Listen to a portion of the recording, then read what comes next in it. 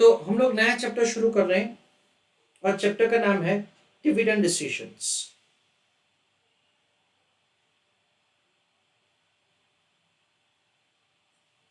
और we understand that say it can also be said as dividend policy.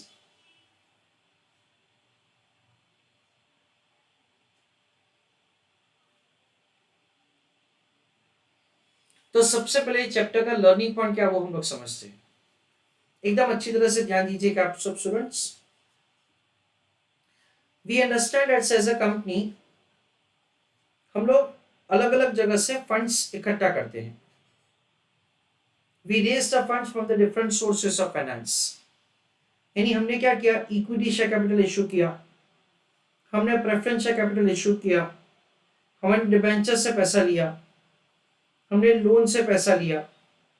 ये जो सारा हमने फंड्स इकट्ठा किया है उन सब से हम लोग बिजनेस करते हैं। That is we make investment in the fixed asset, we make investment in the trade investments and we are making investment in the working capital. ऐसा हम लोग समझते हैं। बिजनेस से जो भी हमको रिटर्न आता है वो हम लोग फंड प्रोवाइडर्स को डिस्ट्रीब्यूट करते हैं। वी अंडरस्टैंड दैट से जो हम लोग बिजनेस करके पैसा कमाते हैं उसको टेक्निकल लैंग्वेज में ऑपरेटिंग इनकम कहा जाता है। That is EBIT. जो भी हमारा ऑपरेटिंग इनकम है उसमें से हम लोग क्या करते हैं, इंटरेस्ट का पेमेंट करते हैं। फिर हमारे पास क्या बचता है, earning before taxes. We know that say the interest का पेमेंट मैंडेटरी है। आपका प्रॉफिट है या लॉस है, इंटरेस्ट का पेमेंट आपको करना ही पड़ेगा। उसके बाद हम लोग टैक्स का पेमेंट करते हैं। फिर प्रॉफिट आफ्टर टैक्सेस रहेगा हमारे पास। नाउ अगर हमने प्रेफरेंस या कैपिटल इशू किया है तो प्रेफरेंस डिविडेंड पे करना मैंडेटरी है। अगर हम लोग इक्विटी शेयर होल्डर्स को कुछ पे करना चाहते हैं तो, because they have the preference over home, preference over equity share holders. अच्छा, अगर हम लोग को प्रेफरेंस डिविडेंड पे करना है तो कौन से रेट से पे करना है, क्या हमको वो हर साल डिसाइड करना होता है? यानी क्या होता है, वी अंडरस्टैंड दैट से अगर हम लोग प्रेफरेंस डिविडेंड का पेमेंट करने वाले हैं, why, because we want to pay something to equity shareholders, even otherwise let us say that say we want to pay, तो वो पेमेंट का रेट भी फिक्स होता है, उसमें वेरिएशन नहीं होता है। तो बचा क्या, अभी बचा हमारे पास earning available to equity shareholders. जो हमारे पास earning available to equity shareholders है उसमें से क्या किया दैट इज पे किया जाता है, उसमें से इक्विटी डिविडेंड पे किया जाता है। इक्विटी दैट इज डिविडेंड का रेट हर साल फिक्स्ड होता है या वो चेंज कर सकते हैं। वी अंडरस्टैंड दैट से इक्विटी डिविडेंड का रेट हर साल सेम हो ऐसा जरूरी नहीं है, वो चेंज हो सकता है। क्या इक्विटी डिविडेंड देना मैंडेटरी है? Right in the chat box अगर हमारे पास प्रॉफिट है तो। करेक्ट आंसर है कि इक्विटी डिविडेंड का पेमेंट देना फिक्स नहीं है और उसको देना भी मैंडेटरी नहीं है। तो जो भी earning available to equity shareholders है उसमें से कंपनी को क्या डिविडेंड पे करना चाहिए या नहीं करना चाहिए, वो हम लोग ये चैप्टर में लर्न करने वाले हैं। क्या हमको इक्विटी डिविडेंड का पेमेंट करना चाहिए या नहीं करना चाहिए, हम लोग ये चैप्टर में ये लर्न करने वाले हैं। और अगर हम लोग इक्विटी डिविडेंड का पेमेंट करेंगे तो कौन से रेट से डिविडेंड का पेमेंट करेंगे, वो हम लोग ये चैप्टर में लर्न करने वाले हैं। देखो चैप्टर का नाम क्या है, डिविडेंड डिसीजन, या तो हम लोग डिविडेंड पॉलिसी भी बोल सकते हैं। ये चैप्टर का नाम बेसिकली हमारे लिए क्या है फ्रेंड्स पता है, हमारे लिए है इक्विटी डिविडेंड डिसीजन। क्योंकि हमको यहाँ पे क्या डिसाइड करना है, सिर्फ और सिर्फ इतना ही डिसाइड करना है कि कितना इक्विटी का डिविडेंड हमको पे करना चाहिए या तो नहीं करना चाहिए। एंड ऑफ कोर्स से you have to take the decision only if there is positive earning available to equity shareholders, ऐसा हम लोग समझते हैं। Now friends, understanding further, listen carefully what I am going to speak. तो giving further explanation with some connection with your chapter of the capital structure theory, अगर वो आपका हो चुका है तो। देखो कैपिटल स्ट्रक्चर थियरी वाला जो चैप्टर है ना, उसमें हम लोग क्या डिसाइड करते हैं कि सबसे पहले हमको बिजनेस करने के लिए कितना पैसा चाहिए वो डिसाइड करते हैं। सपोज हमको बिजनेस करने के लिए चाहिए an amount of rupees, let us से 50 lakhs। जो जितना भी फंड्स हमको बिजनेस करने के लिए चाहिए उसमें से हमको कितना portion of the equity financing रखना है और कितना portion of the debt financing रखना है, वो हमको डिसाइड करना है। इन अ वे दैट से पूरा का पूरा इक्विटी फाइनेंसिंग या कुछ डेट फाइनेंसिंग, ये हमको डिसाइड करना है। ये डिसाइड करने के लिए we have certain theories called net income approach, net operating income approach, Modigliani Miller approach, traditional approach, trade off approach, pecking theory, like that. तो डिसीजन एक ही लेना है क्या, कि कितना proportion of the debt financing capital structure में introduce करने का। डिसीजन सिर्फ इतना ही लेना है, पर वो डिसीजन लेने के लिए we have such different opinion, हमारे पास अलग अलग ओपिनियंस है। Exactly the same thing happens over here. हमको कितना amount of the dividend pay करना चाहिए या तो डिविडेंड पे नहीं करना चाहिए, वो डिसाइड करने के लिए we have such different authors opinion. हम लोग यहाँ पे क्या लर्न करने वाले हैं, हम लोग लर्न करने वाले हैं वॉल्टर्स मॉडल, हम लोग क्या लर्न करने वाले हैं Gordon model, again Modigliani Miller approach, Lintner model, Graham and Dodd model. हम लोग ये सब यहाँ पे लर्न करने वाले हैं। यानी अगेन क्या होगा फ्रेंड्स पता है, अगेन हमको यहाँ पे अलग अलग से द डिविडेंड पॉलिसी थियरीज, यानी अलग अलग एक्सपर्ट्स के ओपिनियन यहाँ पे लर्न करने। That is what's the all about the chapter of the dividend policy. मेरा क्वेश्चन है सब स्टूडेंट से कि जब आप लोग ये कैपिटल स्ट्रक्चर थियरी का चैप्टर लर्न करते हो तो क्या हर एक कैपिटल स्ट्रक्चर थियरी का कंक्लूजन सेम आता है या अलग अलग आता है? हर एक कैपिटल स्ट्रक्चर थियरी का कंक्लूजन क्या आता है, अलग अलग आता है। इन अ वे दैट से हर एक कैपिटल स्ट्रक्चर थियरी का अपना अपना अजम्पशन होता है, वो अजम्पशन के हिसाब से उनका एक रीजनिंग होता है और उसके बेसिस से वो लोग कैपिटल स्ट्रक्चर फॉर्म करते हैं। Exactly the same thing is going to take place over here. यहाँ पे क्या होगा फ्रेंड्स, हर एक जो ऑथर है उनका जो डिसीजन है with respect to the payment of the dividend, वो आपस में मैच नहीं होने वाला है, वो अलग अलग होगा। इन अ वे दैट से वी अंडरस्टैंड दैट से जब हम लोग गॉर्डन मॉडल पढ़ रहे हैं तो उसके मुताबिक क्या वो हमको समझने का है। फिर जब हम लोग एमए पढ़ने जाते हैं तो गॉर्डन को भूल जाओ, जब हम लोग लिंटनर को पढ़ने जाते हैं तो आगे के भूल जाओ। Like that, say you just have to focus on the individual theory for the purpose of understanding the dividend payment. We don't have to make any internal comparison. क्यों? क्योंकि इनके internal comparison उनके assumptions की वजह से, उनके reasoning की वजह से आपस में मैच होने वाले नहीं है। अच्छा, जब हम लोग ये कैपिटल स्ट्रक्चर थियोरी लर्न करते थे तो हमको ये डिसाइड करना था, कि कितना proportion of the debt financing capital structure में इंट्रोड्यूस करे, सो दैट क्या होना चाहिए, हमारा weighted average cost of capital reduce हो, सो दैट हमारा value of the firm increase हो।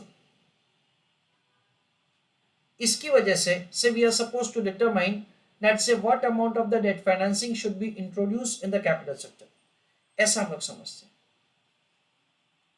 डिसीजन क्या लेना है कि डेट फाइनेंसिंग कितना रखना है, डिसीजन कैसे लेना है सो दैट से वी अचीव दिस गोल, ऐसा हम लोग समझते हैं। सिमिलरली यहाँ पे डिसीजन क्या लेना है कि कितना इक्विटी डिविडेंड का पेमेंट करें so that wealth of the equity share holder is maximised.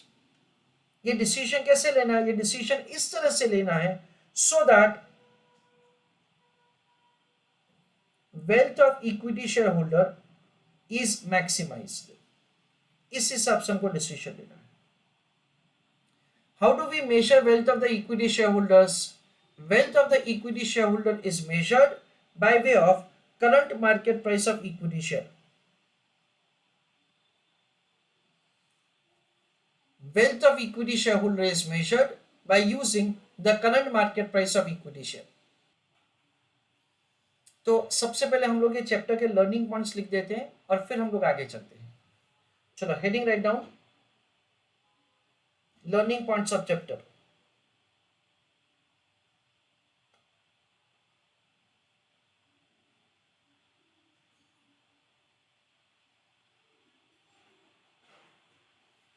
उस पे लिखो first point,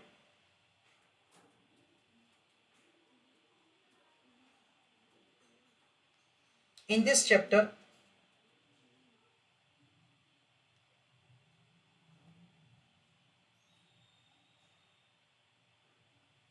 we are going to learn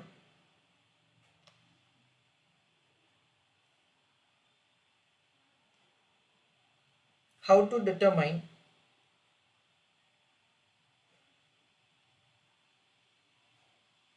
amount of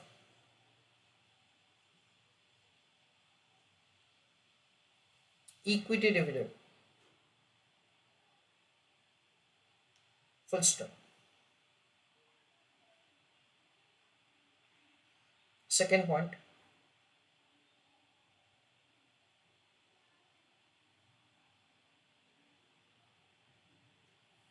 amount of equity dividend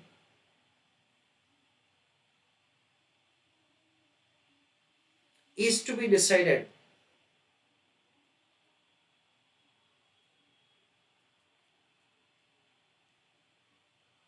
in such a way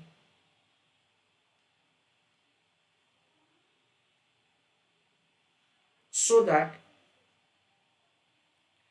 wealth of equity shareholders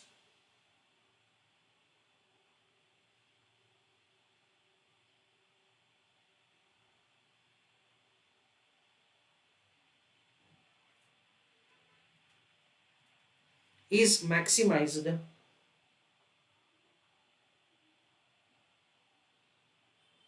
comma,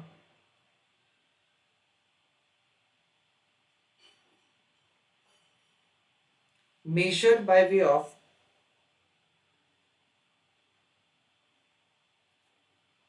current market price of equity share.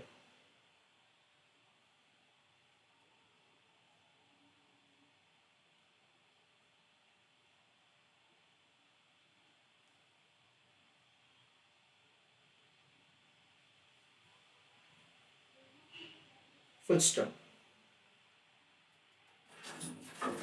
Third point,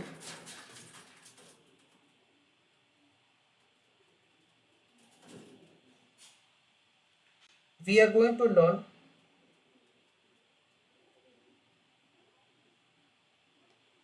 following dividend policy theories.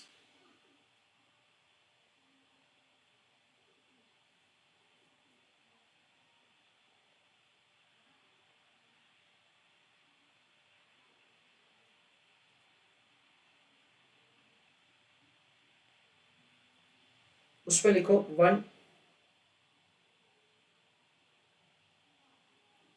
Net income approach.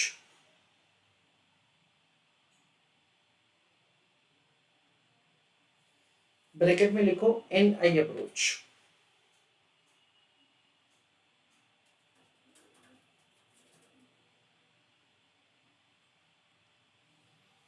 Second, net operating income approach.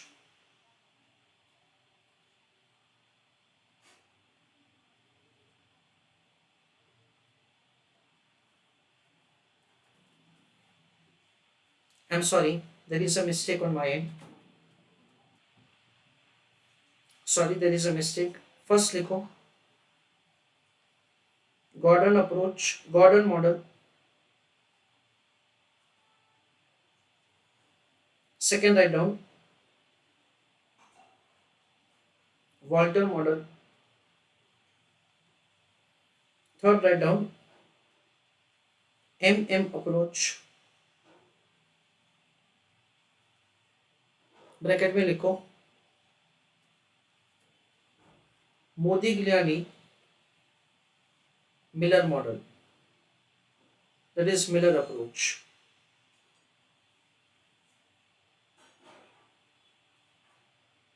Fourth, traditional theory.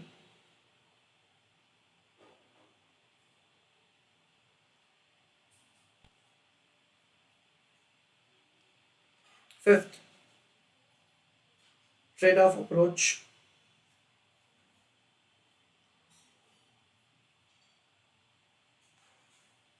Sixth, picking order theory. Picking order theory.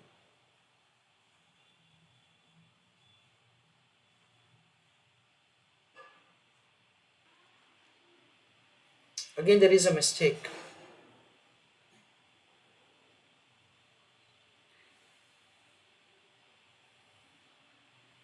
Fourth, write down Graham and Dodd model.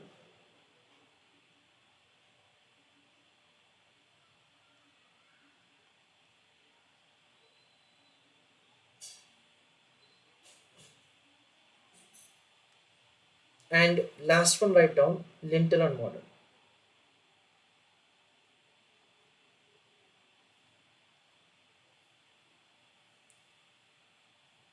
Fourth point,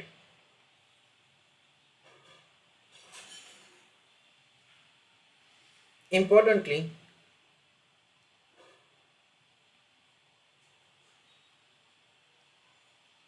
all these theories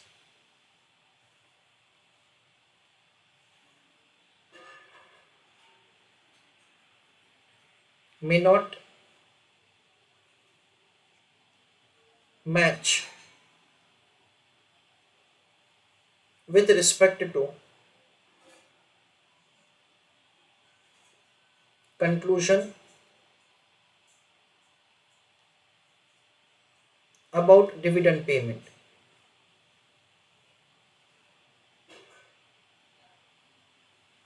Full stop. We only have to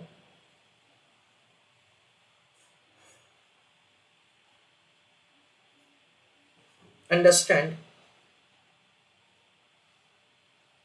each of the theory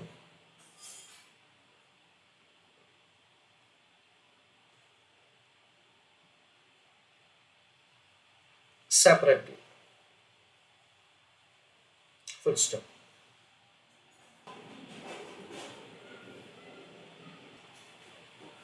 Now friends, write down new heading. The new heading is Gordon model. नया heading लिखिए Gordon model.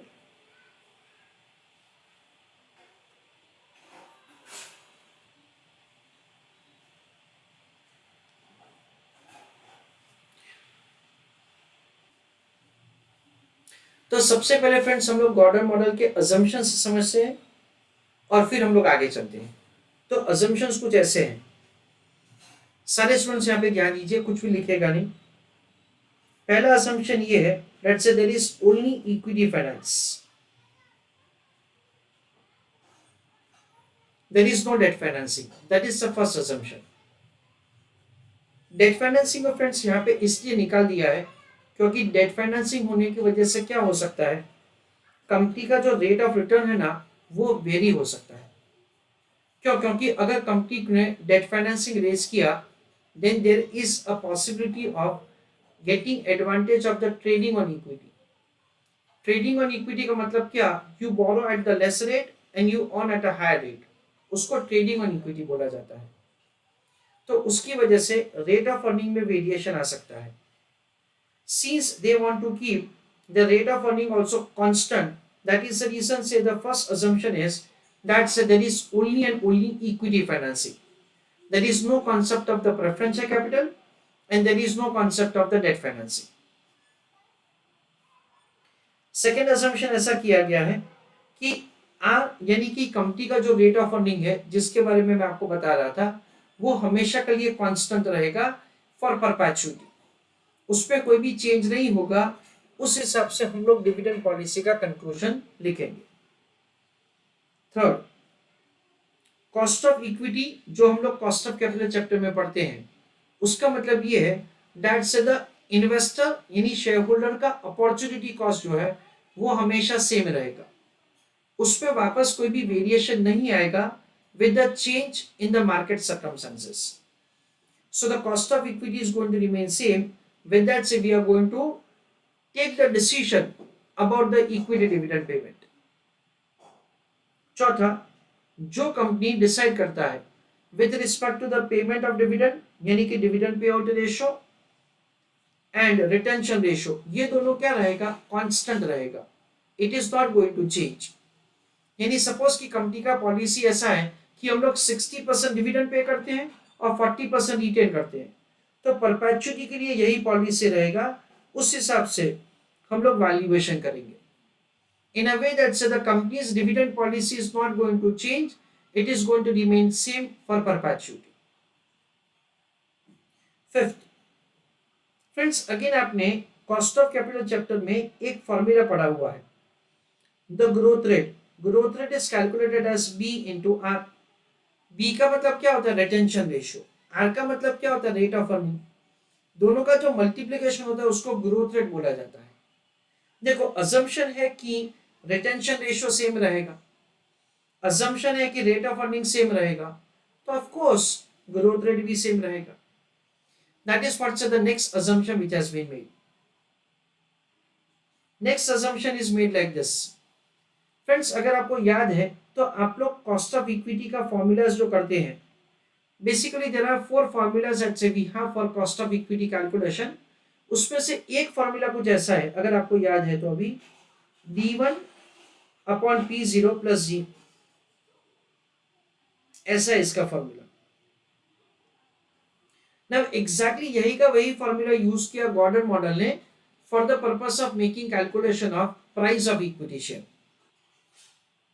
जैसे मैंने आपको यहां पे ऐसा लिखा है फ्रेंड्स कि amount of the equity dividend is to be decided in such a way so that wealth of the equity shareholder is maximized measured by way of current market price of equity share. यानी क्या होगा friends, हम लोग Gordon model का इस्तेमाल करके market price of the equity share का calculation करेंगे।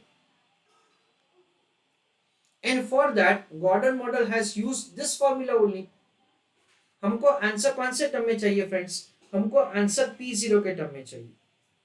यानी यहाँ पे क्या होगा फ्रेंड्स, जी को अपोजिट साइड शिफ्ट किया जाएगा, तो क्या होगा k minus g is equal to d1 upon P0। P0 को अगेन अपोजिट साइड शिफ्ट किया जाएगा, so P0 is equal to d1 upon k minus c. So we understand that से यहाँ पे market price of the equity share calculate करने के लिए हम लोग फॉर्मूला जो इस्तेमाल करेंगे that is d1 upon k minus c. इसलिए यहाँ पे सिक्स्थ अजम्पशन ऐसा है कि कॉस्ट ऑफ इक्विटी हमेशा ग्रोथ रेट से ज्यादा होगा, अदरवाइज तो इक्वेशन सॉल्व नहीं हो पाएगा। So the sixth assumption is k will exceed growth rate, that is the sixth assumption. और एक आखिरी अजम्पशन ऐसा है कि जो भी हमारा एक्सपेंशन का प्लान है, that expansion is going to be financed by way of retained earning only.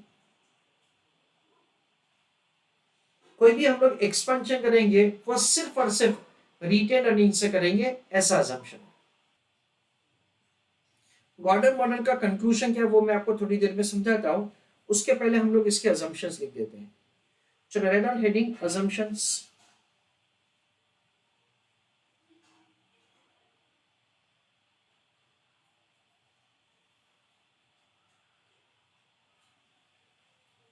उस पे लिखो पहला assumption,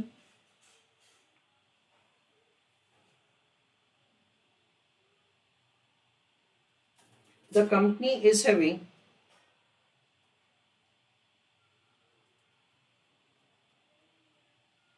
only equity finance।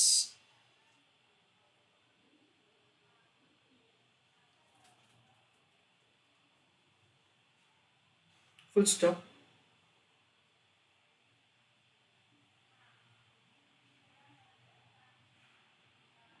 there is no preferential capital,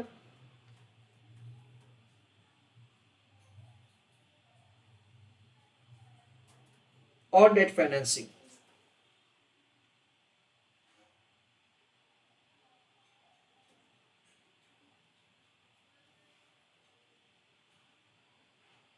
Second assumption,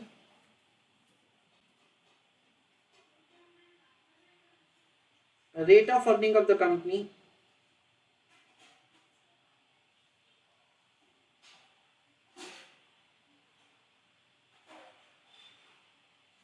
bracket में लिखो R comma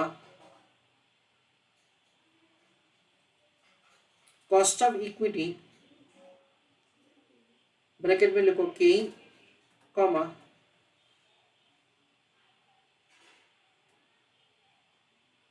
retention ratio bracket में लिखो B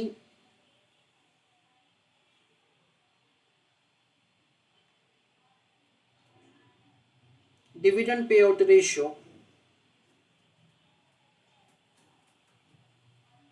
bracket में लिखो 1 minus B and growth rate bracket में लिखो जी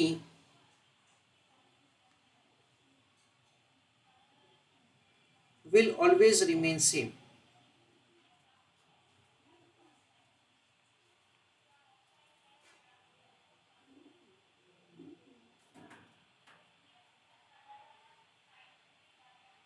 Third, cost of equity bracket में लिखो के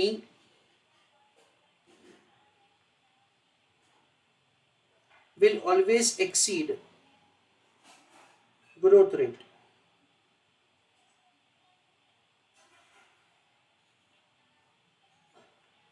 ब्रैकेट में लिखो जी. Fourth assumption,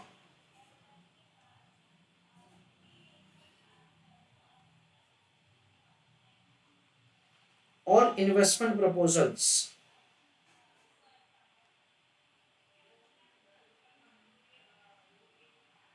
will always be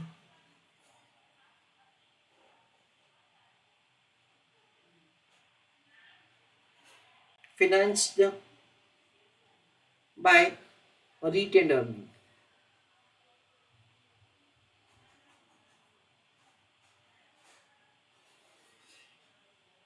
Full stop. So these are the basic assumptions which have been made.